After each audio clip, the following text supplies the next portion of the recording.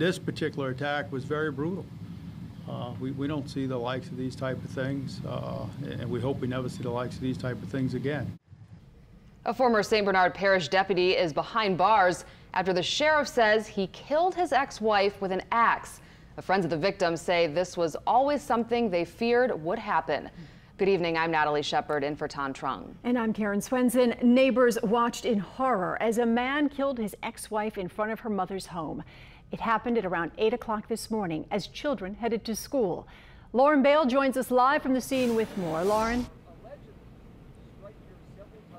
This was a horrific crime scene that began in the front yard of this home across the street and then spread all the way over to here, where it appeared deputies found the axe right there. Now, friends of the victim tell me they always feared it would come to this.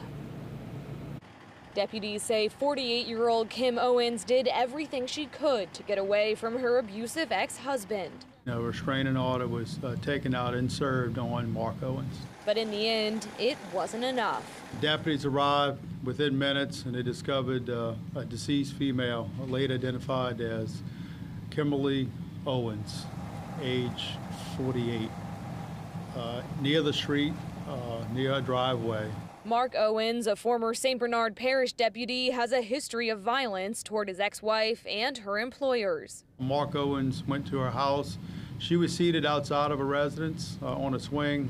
He grabbed her by her arm and escorted her into the residence. There was an incident back in 2014 where Mark Owens had believed that the former parish president and his ex-wife was romantically involved.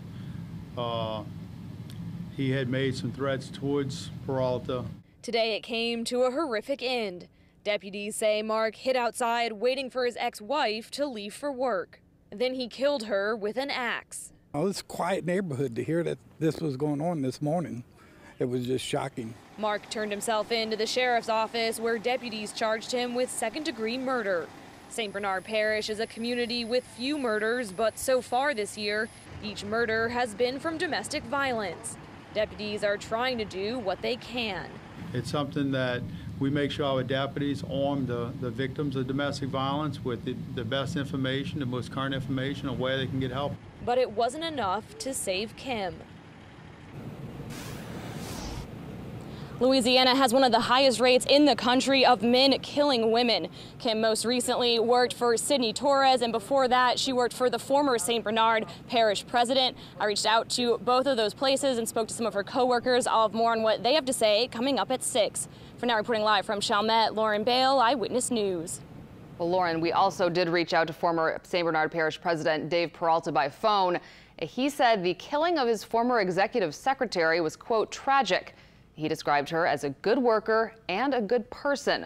Peralta also recalled being told by the sheriff about threats made against him by Mark Owens, but he said he quickly dismissed those threats even after he fired Owens from his parish job on the road crew.